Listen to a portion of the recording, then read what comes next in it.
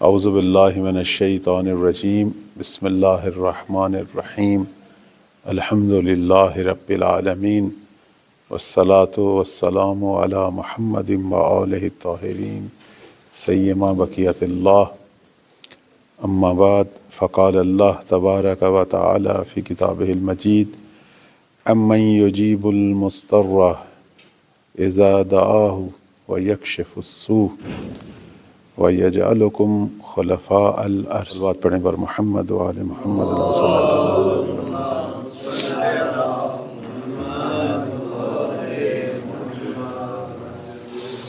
روز جمعہ ہے، روز استجابت دعا ہے، روز ظہور امام زمان ہے، روز مغفرت ہے، روز توبہ ہے، اور بالخصوص آج ولادت باسعادت سفینۃ النجات امام حسین صلوات اللہ علیہ ہے۔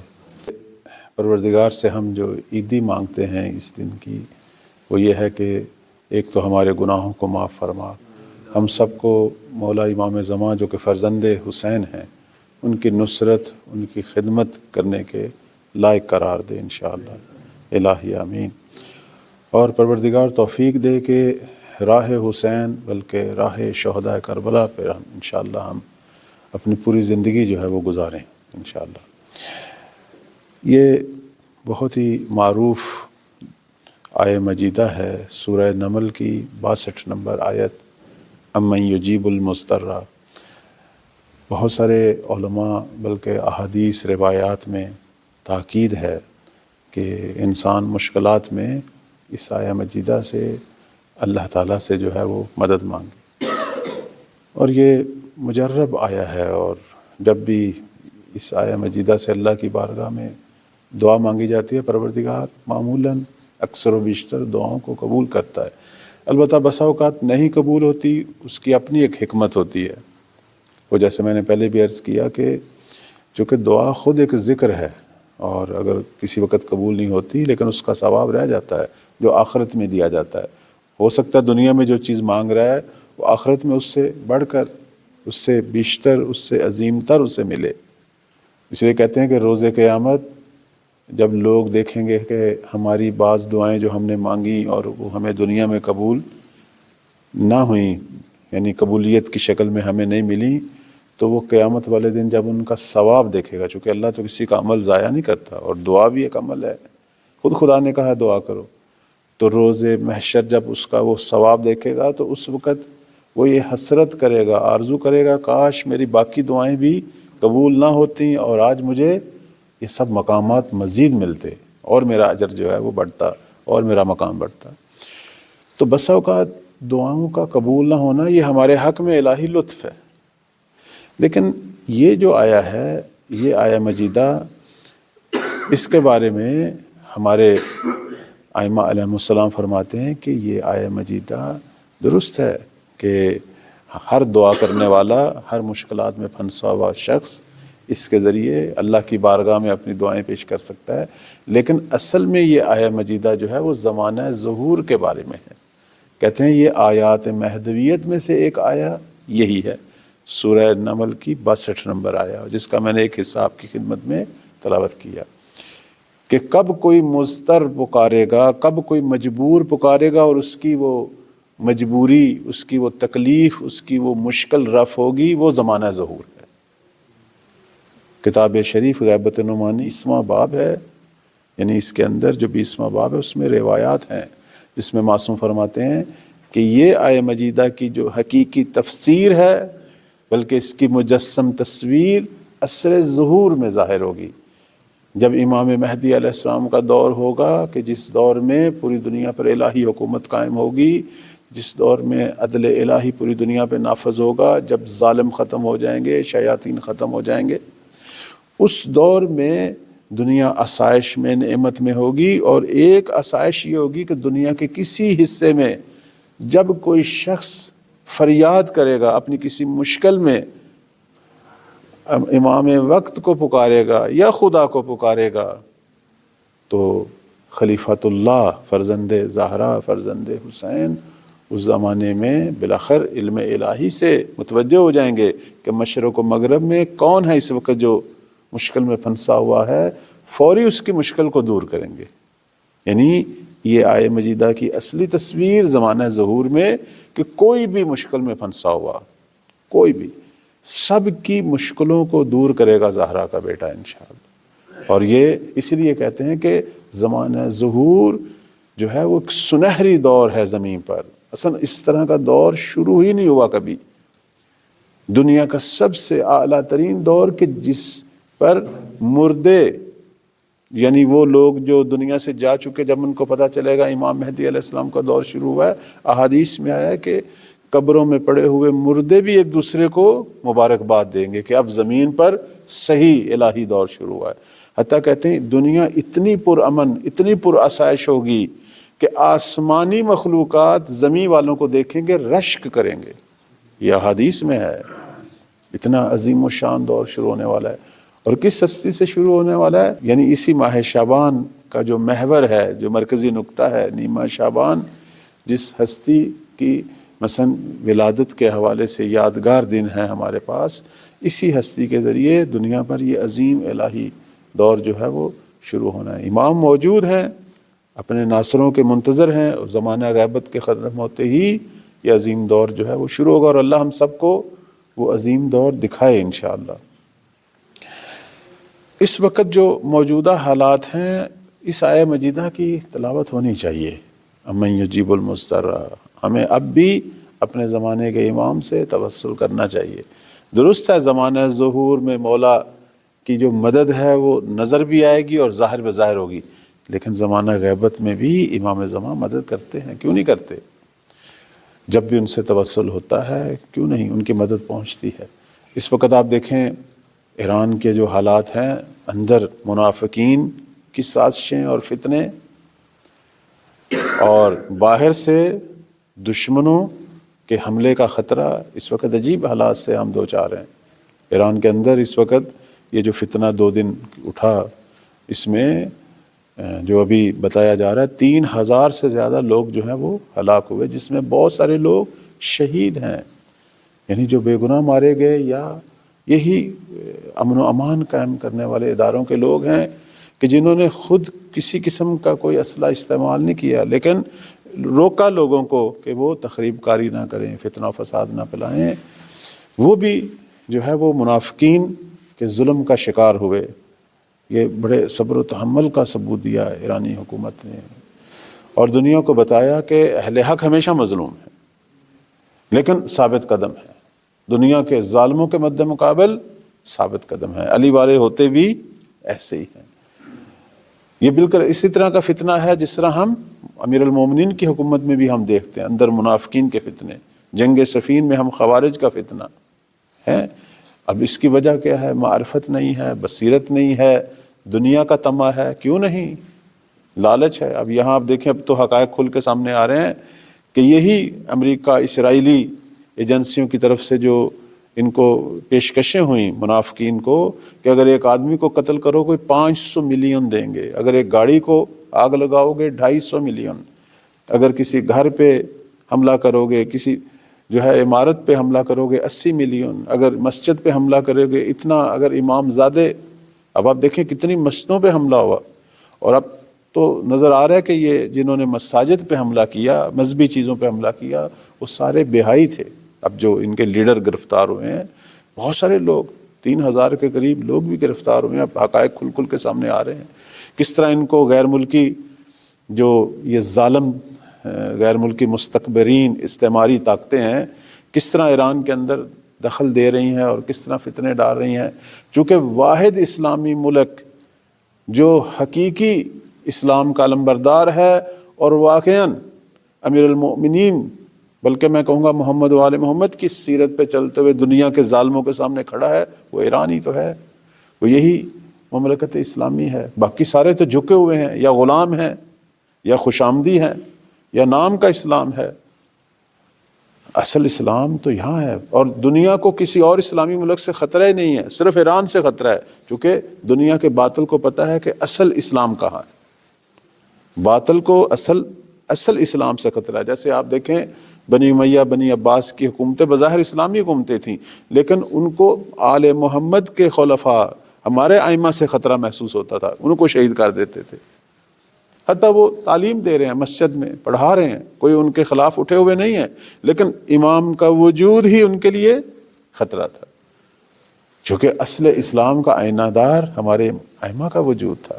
بلکہ تاریخ میں جتنے بھی اسلامی رہنما، چاہے وہ مکتب اہل سنت سے بھی کیوں نہ ہو، جنہوں نے بھی حقیقی طور پر اسلامی اعمال اور اسلامی خصوصیات کے ساتھ قدم بڑھائے، وہ ظلم کا شکار ہوئے۔ جنہوں نے بھی ہمارے ائمہ کی چاہے جزئی حد تک پیروی کی، وہ ظلم کا شکار ہوئے۔ ان کو حتیٰ مسلمان نما ظالم بھی انہیں برداشت نہیں کر سکے، مسلمان حاکم بھی برداشت نہیں کر سکے۔ اس وقت آپ دیکھیں کیا صورتحال ہے ایران کے اندر اور باہر۔ منافقین میں وہ لوگ جو پیش ہیں، وہ یہاں جو فرقہ بہائیت ہے وہ بہت زیادہ پیش ہے۔ بہائی لوگ آپ جانتے ہیں، بہائی ایسے ہی ہیں جیسے ہمارے پاک و ہند کے اندر قادیانی۔ علامہ اقبال رحمۃ اللہ فرماتے تھے کہ اسلام کے اندر یہ جو دو فتنے اٹھے ہیں، پاک و ہند میں مرزائیت اور ایران میں بہائیت، دونوں اسلام سے نکلے ہیں لیکن اسلام سے خارج ہیں، اور دونوں بدترین دشمن ہیں اسلام کے۔ اور جس طرح انہوں نے ضربیں لگائیں، اس طرح ہو سکتا ہے باہر کا دشمن ضربیں نہ لگا سکے۔ مرزائیت وہی مرزا غلام احمد کا فتنہ، اور بہائیت جو ہے یہ حسین علی نوری، نام دیکھیں کتنے پیارے، لیکن استعمار کے اعلی کار، نئے مذہب بنائے گئے اسلام کے اندر اور اسلام سے خارج ہو گئے۔ دونوں کے پیچھے استعمار، وہاں بھی برطانیہ یہاں بھی برطانیہ۔ اور قادیانی تو علی اعلان آپ دیکھیں برطانیہ ان کے پیچھے ہے، ان کے سارے جو ہیں بڑے بڑے وہاں بیٹھے ہوئے ہیں لندن میں، اور بہائیوں کے بڑے اسرائیل میں، بلکہ ان کے سارے بڑوں کی قبریں بھی اسرائیل میں ہیں۔ یہ تو اسلام سے دونوں خارج ہیں، چونکہ دونوں ختم نبوت کے منکر، انہوں نے بھی اپنی نئی کتاب نکالی، نئی شریعت، وہ بھی خارج از اسلام۔ بہائی جو ہیں یہ تو اس سے بھی بدتر، یہ تو نہ کہ صرف شریعت کے منکر، ہمارے پیغمبر کی نبوت کے منکر، نئی شریعت نئی کتابیں، بلکہ الوہیت کے بھی منکر، پروردگار کی توحید کے بھی منکر، حتیٰ خانہ کعبہ کے بھی منکر۔ ان کے قبلے جو ہیں وہ اسرائیل ہیں، اسرائیل میں جو ان کے دفن ہیں، یہی ملعون جو ہے حسین علی نوری، جو بہا اللہ اپنے آپ کو کہتا تھا، اس کی قبر کو یہ سجدہ کرتے ہیں۔ محمد علی باب، بہت بڑا فتنہ، اس سے پہلے بابی مذہب تھا، پھر یہ بہائی مذہب میں بدلا۔ یہ تاریخ ہے۔ دونوں کے پیچھے استعمار، ایک کی حمایت اسرائیل کر رہا ہے اور ایک کی حمایت جو ہے وہ بوڑھا استعمار برطانیہ۔ اب آپ دیکھیں یہاں جو ایران میں اب موجودہ جو فتنہ ہے، اس کے اندر بہائیوں کا کردار دیکھیں۔ آخر ایک مسلمان بچہ چاہے جتنا بھی گناہ گار ہو، جتنا بھی خریدا گیا ہو، وہ مسجد پہ تو حملہ نہیں کرے گا، امام زادے پہ تو حملہ نہیں کرے گا، کسی حرم پہ تو حملہ نہیں کرے گا۔ بہائی تھے جنہوں نے قرآن جلائے، جنہوں نے مساجد جلائیں، یہ بہائی تھے۔ تو خلاصہ یہ ہے کہ یہ بہت بڑا فتنہ ہے جو ایران کے اندر اٹھا، اور الحمدللہ یہاں جو با ایمان لوگ ہیں اور رہبر معظم کی قیادت، بالآخر یہ فتنہ جو ہے اندر سے دبا لیا گیا، کنٹرول ہو گیا۔ لیکن اس وقت خطرہ جو ہے وہ باہر ہے۔ باہر آپ دیکھیں یہ دنیا کا استعمار، اس وقت سب سے بڑا شیطان بزرگ امریکہ اب پوری طاقت کے ساتھ ایران کے گرد جمع ہو رہا ہے۔ مشرق وسطیٰ میں اس کی کشتیاں آ رہی ہیں، جہاز آ رہے ہیں، اور ہمارے جو خائن ممالک ہیں ارد گرد بے نام اسلام، ان کے اندر وہ جو اس کے جو ہے مراکز، فوجی مراکز، اس کے اندر وہ اپنے بڑھا رہا ہے، اپنے اسلحے کو بڑھا رہا ہے۔ ایک حملے کی تیاری ہے، قطر میں وہ اپنے آپ کو مضبوط کر رہا ہے، سعودی عرب میں مضبوط کر رہا ہے، امارات تو ہے ہی خائن، وہ تو کلم کلا۔ باقی جو ہیں وہ اوپر سے کہتے ہیں کہ ایران پہ حملہ نہ ہو، لیکن عملاً ساتھ دے رہے ہیں، عملاً ساتھ دے رہے ہیں۔ جب اسرائیل نے ایران پہ حملہ کیا تھا اور ایران جب جواب دیتا تھا، تو یہ سارے ممالک ایران کے جواب کو روکتے تھے، ایرانی میزائلوں کو یہ خود مارتے تھے۔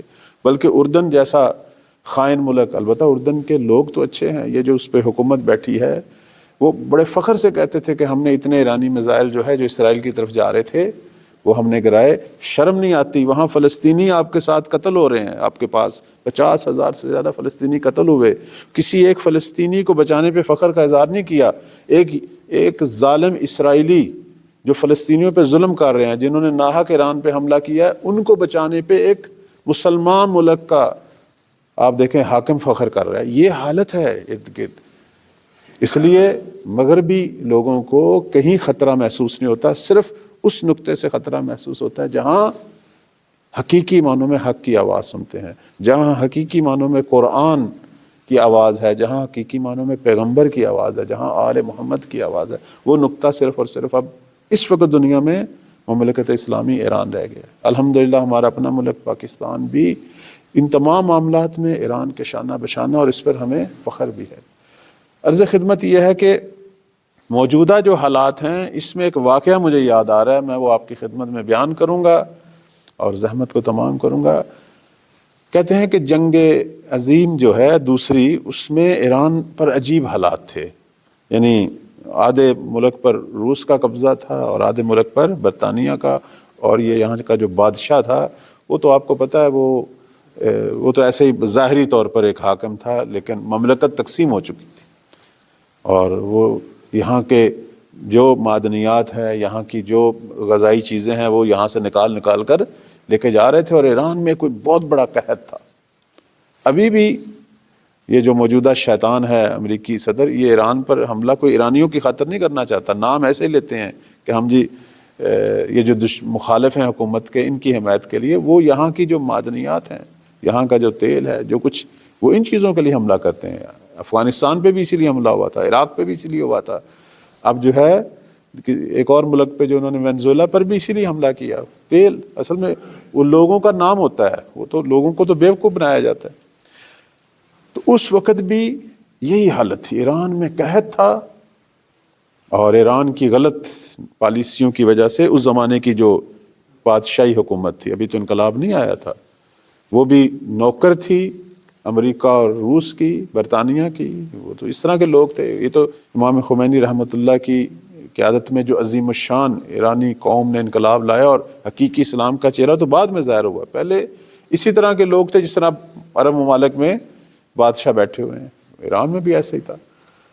تو اس وقت ایران کی جو موجودہ حالت تھی، جو اس وقت ایران کی حالت تھی، اس کو دیکھ کر آیت اللہ نائینی رحمت اللہ، جو اس وقت کے عظیم مرجع تھے پورے جہان تشیع کے، آپ جو ہیں نجف میں تھے تو بڑے غمگین رہتے تھے کہ ہماری مملکت کا کیا ہو رہا ہے۔ تو کہتے ہیں اسی طرح ایک دفعہ توسل کرتے ہوئے وہ سو گئے، یہ واقعہ جو ہے انٹرنیٹ پہ بھی موجود ہے۔ جب سوئے تو انہوں نے دیکھا خواب میں ایک دیوار ہے جس پر ایران کا نقشہ بنا ہوا ہے، اور اس دیوار کے نیچے کچھ خواتین، بچے، بوڑھے، کچھ مصیبت زدہ لوگ بیٹھے ہیں، اور دیوار گرنے والی ہے، یعنی مملکت اسلامی جیسے ایران جو ہے وہ تباہ ہونے والا ہے، اس طرح نظر آ رہا تھا، چونکہ اس وقت ظاہری حالات بھی ایسے تھے۔ کہتے ہیں اس وقت مجھے دیدار نصیب ہوا مولا امام زمان صلوات اللہ علیہ، تشریف لائے اور گرتی دیوار کو اپنے ہاتھ سے سہارا دیا، بعض حکایات میں کہ اپنی انگلی سے سہارا دیا، دیوار کو اپنی جگہ پر قائم کیا، اور کہا کہ آغا نائینی کو خطاب کیا کہ جناب نائینی پریشان نہ ہوں، مشکل ہے، پریشانی ہے، لیکن ایران ہم اہل بیت کا گھر ہے، ہم اسے گرنے نہیں دیں گے، اسے تباہ ہونے نہیں دیں گے۔ کہتے ہیں کہ جب میری آنکھ کھلی تو میں نے شکر ادا کیا، اور ہوا بھی ایسے۔ کچھ عرصے کے بعد آپ دیکھیں یہاں انقلاب اسلامی عظیم انقلاب برپا ہوا، اور ایران جو ہے وہ پوری دنیا کے باطل کے سامنے کھڑا ہو گیا، اور آج بھی پوری دنیا کے شیطانوں اور دنیا کے باطل کو صرف ایک اسلامی ملک چب رہا ہے، وہ ایران، چونکہ حقیقی معنوں میں اسلام یہاں سے ظاہر ہے۔ باقی دنیا کے اندر جتنی اسلام کی قسمیں ہیں، چاہے وہ تصوف والے، وہ صوفی گری، یا آپ کی خدمت میں عرض کریں یا باطل کی نوکری والے، وہ سارے ان کو ان سے کوئی خطرہ نہیں ہے۔ بلکہ شیعوں کے اندر بھی کئی دھڑے ہیں، ایک دھڑا آپ دیکھ نہیں رہے غالی، جن کو ہم امریکی برطانوی شیعہ کہتے ہیں، جو کہتے ہیں بس انہی چند قسم کے مجالس میں ہی اپنے آپ کو مصروف رکھو، باقی ہماری کوئی ذمہ داری نہیں ہے۔ یہ بھی پسند ہے ان کو خصوصی مراد حاصل ہوتی ہیں۔ شیعوں کے اندر بھی کئی دھڑے ہیں۔ حقیقی شیعہ وہی ہیں جو شہدائے کربلا کی سیرت پہ، حقیقی شیعہ وہی ہیں کہ جنہوں نے گھروں میں بیٹھ کر ذکر و اذکار سے اسلام کا دفاع نہیں کیا، امام حسین علیہ السلام کی قیادت میں اس زمانے کے ظالم کے مد مقابل کھڑے ہوئے امر بالمعروف کیا، نہی عن المنکر کیا، لوگوں کو بتایا کہ حقیقی اسلام کی سیرت کیا ہے۔ شہدائے کربلا کی راہ ہمارے لیے صرف ان کا ذکر کافی نہیں ہے، ان کی راہ پر بھی چلے نا، جس طرح وہ امر بالمعروف نہی عن المنکر کی راہ پہ چلے، جس طرح وہ جو ہے وہ مومنین کے تعاون، مدد، نصرت، زمانے کے امام کی نصرت، یہ سارے پہلو وہی ہیں۔ حقیقی عبادت بھی وہاں ہے، حقیقی نصرت بھی وہاں ہے۔ بہت ہی مشہور فرمان ہے ہمارے پیغمبر کا، فرماتے ہیں کہ آخر الزمان میں ایک قوم ظاہر ہوگی کہ جن کی جزا صدر اسلام کے مسلمانوں کے برابر ہوگی، اور فرمایا اولئک ہم خیر البریہ، لیکن ان کی صفات کیا ہے؟ فرماتے ہیں کہ یہ اہل فتنہ اور فساد سے جنگ کریں گے، بدعتوں سے جنگ کریں گے، امر بالمعروف کریں گے اور نہی عن المنکر کریں گے۔ یہ ہے حقیقی اسلام، یہ ہے حقیقی تشیع۔ اللہ تعالی ہم سب کو توفیق دے کہ اس راہ پہ چلتے ہوئے اپنے زمانے کے امام کی نصرت کریں۔ انشاءاللہ پروردگار اس مملکت اسلامی کی اندرونی شر اور بیرونی باطل سے حفاظت فرمائے۔ پروردگار ہماری مملکت خداداد پاکستان کی بھی حفاظت فرمائے، جو ہر مشکل وقت میں ایران کے شانہ بشانہ کھڑا رہا اور ساتھ دیتا رہا، انشاءاللہ آئندہ بھی ساتھ دے گا۔ پروردگار ان دونوں اسلامی ملکوں کی حفاظت فرمائے، چونکہ یہ دونوں اسلامی ملک اس وقت باطل کو چب رہے ہیں۔ اللہ تعالیٰ توفیق دے، ہمارے مولا کا دیدار ہمیں نصیب ہو، امام زمان کی دعاؤں میں اور نگاہوں میں قرار پائیں۔ ہمارا یہ پروگرام پروردگار کی بارگاہ میں قبول ہو۔ آج روز جمعہ بھی ہے، روز ولادت باسعادت سید الشہداء بھی ہے۔ پروردگار سے اپنے گناہوں کی معافی کی عیدی بھی مانگتے ہیں، اور پروردگار ہمیں عالم بعمل بننے کی توفیق عطا فرما، امام زمان کے انصار میں سے قرار دے، ہمارے مرحومین کے درجات بلند ہوں۔